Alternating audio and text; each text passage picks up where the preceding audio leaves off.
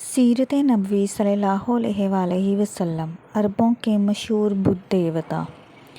جب حضرت ابراہیم علیہ السلام نے حضرت اسماعیل علیہ السلام کے ساتھ مل کر خانہ کعبہ کی تعمیر کی تو آپ کی تبلیغ سے قبائل جرہم اور قطورہ نے دین ابراہیمی قبول کر لیا اور اللہ کو ایک خدا مان لیا۔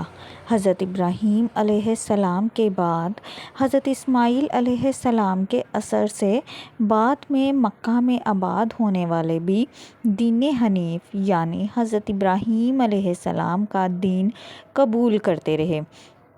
تب آل اسماعیل سمیت تمام قبائل صرف ایک خدائے واحد کی عبادت کے قائل تھے اور خانہ کعبہ کا تقدس پوری طرح سے قائم تھا۔ لیکن جب حضرت اسماعیل علیہ السلام کی وفات کے بعد پھر کوئی نبی اہل مکہ کی رہنمائی کے لیے مبعوث نہ ہوا تو آہستہ آہستہ اہل مکہ والوں میں شرک و گمراہی پھیلنے لگی۔ جب مکہ پر قبیلہ عاد اور بنو خزاع یکے بعد دیگرے سے حملہ آور ہوئے تو بنو اسماعیل کے کئی قبائل کو مکہ چھوڑنا بھی پڑا۔ تب یہ لوگ برکت کی غرض سے کعبے کا ایک پتھر بھی اپنے ساتھ لے گئے۔ کعبے سے نسبت کی وجہ سے وہ اس کی بہت تعظیم کرنے لگے۔ اس تعظیم کا اثر یہ ہوا کہ آہستہ آہستہ آنے والے وقت میں ان کی آل اولاد نے خود اسی پتھر کو معبود مجازی کا درجہ دے دیا۔ اس طرح ان میں شرک رائج ہونا شروع ہوا۔ لیکن حقیقی معنوں میں عربوں اور خصوصاً اہل مکہ میں باقاعدہ شرک و بت پرستی کا آغاز حضرت ابراہیم علیہ السلام سے کم و بیش 2500 سال بعد ہوا جب بنو خزاع نے مکہ پر قبضہ کیا۔ عربوں میں بت پرستی کا آغاز کرنے والا قبیلہ خزاع کا سردار امنو بن لہی تھا۔ یہ شخص خانہ کعبہ کا متولی تھا۔ ایک بار جب وہ شام گیا تو وہاں اس نے لوگوں کو بتوں کی پرستش کرتے دیکھا۔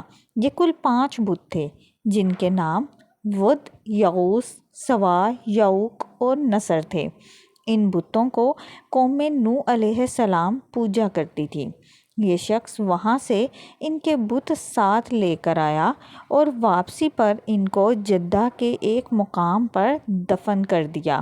جب مکہ واپس پہنچا تو وہاں مشہور کیا کہ اسے اس کے تابع جن نے ان بتوں کا پتہ بتایا ہے جنہیں قوم نوح پوجا کرتی تھی۔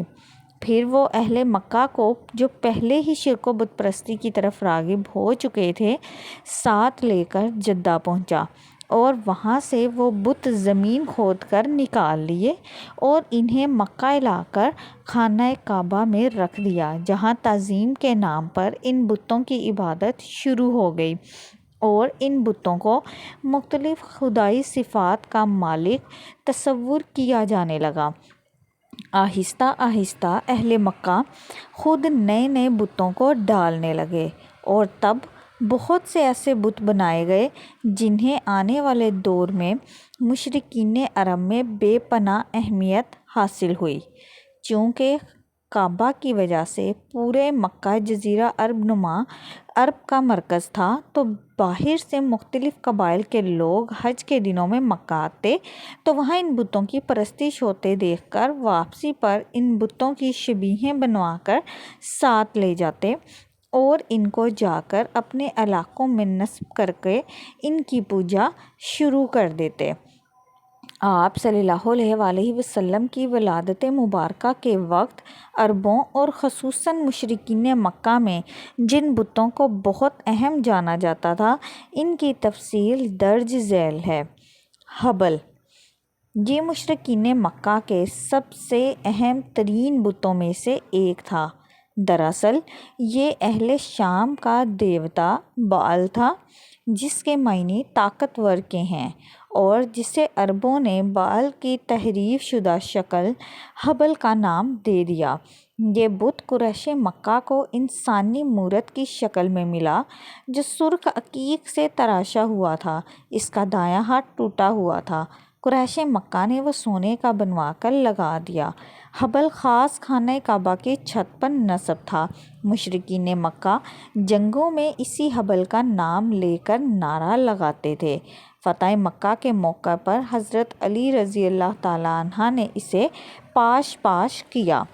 عزا مکہ سے چند میل دور وادی نخلا میں کیکر کے ایک درخت کے نیچے عزا کا تھان تھا، جہاں عزا کا بت نصب تھا، جبکہ خانہ کعبہ میں بھی عزا کا بت رکھا ہوا تھا جسے فتح مکہ کے وقت توڑا گیا، جبکہ وادی نخلا میں عزا کے اصل بت کو توڑنے کے لیے حضرت خالد بن ولید رضی اللہ تعالیٰ عنہ کو بھیجا گیا۔ عزا کا بت مشرکین مکہ کے نزدیک سب سے عظیم ترین بت تھا۔ لات یہ طائف میں اس جگہ نصب تھا جہاں آج کل مسجد طائف کا بایاں مینار ہے۔ لات کے معنی ہے ستو گھولنے والا۔ دراصل یہ ایک شخص تھا جو حاجیوں کو ستو گھول کر پلایا کرتا تھا۔ بعد میں عمرو بن لہی کے ایما پر اس کا بت بنا کر اس کی پوجا کی جانے لگی۔ قریش رات سونے سے پہلے عزا اور لات کی پوجا پاٹ کیا کرتے تھے اور قسم بھی انہی دو بتوں کی کھایا کرتے تھے۔ منات یہ عرب کا سب سے قدیم ترین بت تھا جو مکہ اور مدینہ کے بیچ میں مشعل کے علاقے میں قدید کے مقام پر سمندر کے قریب نصب تھا۔ منات کی پوجا کا آغاز بھی عمرو بن لہی نے کیا۔ قبائل اوس و خزرج جب حج کر کے واپس مدینہ کو روانہ ہوتے تو منات کے بت کے پاس ہی احرام اتارا کرتے، جبکہ بنو ازد اور بنو غسان تو باقاعدہ اس بت کا بھی حج کرتے تھے۔ اہل مدینہ کے نزدیک حج کی تکمیل تب تک نہ ہوتی تھی جب تک منات کی پوجا نہ کی جائے۔ عورت سے اس مشورہ بت کو کرنے بھی کو نبی کہا۔ کریم صلی چنانچہ اللہ جب علیہ اس وآلہ کاہنہ عورت وسلم سے کے حکم رابطہ پر کیا گیا فتح تو اس مکہ نے کے اس کا لیے حل یہ جاتے ہوئے نکالا کہ حضرت عبداللہ حضرت رضی علی اللہ رضی تعالیٰ اللہ عنہ کی جگہ عنہ نے خون منہدم بہا کر ادا دیا۔ کیا جائے۔ اصاف عربوں و کے نائلہ دیت یعنی خون یہ بہا میں انسانی 10 شکل اونٹ کے دیے بت جاتے تھے۔ ہیں۔ دراصل تو حضرت ایک عبداللہ مرد رضی اللہ اصاف تعالیٰ اور ایک عنہ کی عورت نائلہ ساتھ 10 خانہ اونٹوں کعبہ کی میں قرآن زنا اندازی کے کی جائے اور مرتکب یہ ہوئے، قرآن اور اندازی جب لوگوں نے تب آ کر تک دیکھا جاری تو رکھی وہ جائے پتھر بن جب تک چکے کہ تھے۔ قربانی اہل کے مکہ جانور نے کا قرا انہیں عبرت اونٹوں کے کے لیے نام کا صفا و مروہ نہیں پر رکھ نکلتا۔ دیا، مگر انہیں بھی چنانچہ عمرو بن ایسے لہی ہی کیا حرم گیا کعبہ میں لے اور آیا بالآخر اور 10ویں زمزم بار کے قرا پاس رکھ دیا۔ حضرت عبداللہ لوگ رضی اللہ ان کا تعالیٰ عنہ طواف کی بھی بجائے کرتے اونٹوں پر اور نکلا۔ قربانیاں اس بھی طرح کرتے ان تھے۔ کی جگہ 100 سوا اونٹوں کو یہ ان قربان 5 کیا گیا۔ بتوں میں شامل حضرت تھا عبداللہ رضی جن اللہ کو تعالیٰ قوم عنہ کی نوح شادی پوجا بنو کرتی زہرہ تھی کے سردار اور وہب بن جنہیں عبد عمرو بن مناف کی لہی بیٹی شام سے جناب لایا حضرت تھا۔ آمنہ رضی اللہ باقی تعالیٰ عنہ 4 سے بتوں ہوئی میں جن کے نصر، بطن سے ود، تاجدار جو یعوق جہاں اور حضرت یغوث محمد صلی شامل اللہ ہیں۔ علیہ یہ وسلم کی بت ولادت عورت کی مبارکہ شکل میں ہوئی۔ تھا اور مدینہ منورہ کے قریب نصب تھا۔ نصر یہ بت یمن میں حمیر کے علاقے میں نصب تھا۔ یہ گدھ کی شکل میں تھا۔